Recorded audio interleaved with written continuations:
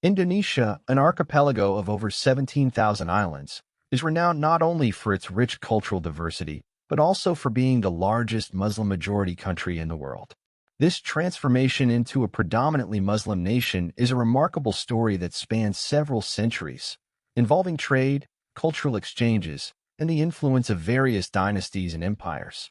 The spread of Islam in Indonesia began in the 13th century, primarily through peaceful means rather than conquest. Arab traders, along with Indian and Persian merchants, played a crucial role in introducing Islam to the Indonesian archipelago. These traders arrived in key trading ports such as Aceh and northern Sumatra, bringing with them not only goods but also new religious ideas. The strategic location of Indonesia along major maritime trade routes facilitated these interactions and allowed for the gradual acceptance of Islam. Trade was the lifeblood of the Indonesian archipelago, with spices, textiles, and other goods being exchanged across vast distances.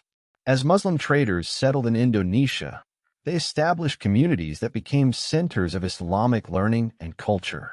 These traders were often well-respected members of society, which helped in the gradual assimilation of Islamic practices and beliefs.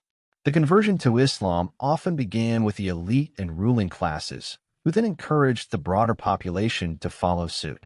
The establishment of Islamic sultanates was a significant factor in the spread of Islam in Indonesia. The Sultanate of Malacca, established in the early 15th century, was one of the earliest and most influential Islamic states in Southeast Asia.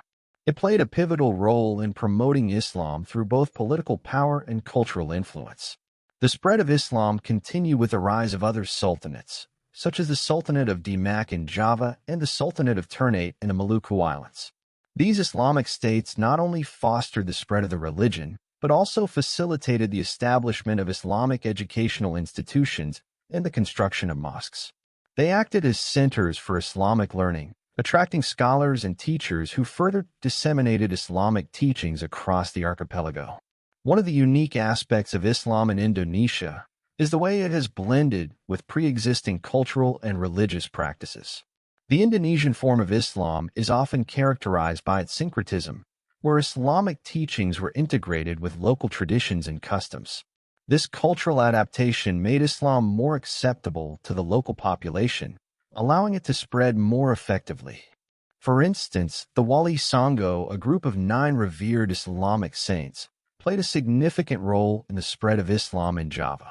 They employed various methods, including the adaptation of local art forms such as wayang, shadow puppetry, and gamelan traditional music to convey Islamic teachings.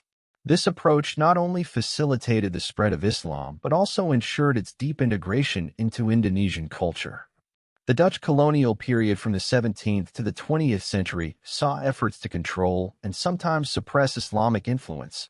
Yet Islam continued to thrive as a unifying force among Indonesians. The struggle for independence in the mid-20th century further solidified Islam's role in the national identity. In the modern era, Indonesia's constitution guarantees religious freedom, but Islam remains the dominant faith, practiced by nearly 90% of the population. The nation's Islamic organizations, such as Nahdlatul Ulama and Muhammadiyah, play significant roles in social, educational, and political spheres, further cementing Islam's influence in Indonesian society.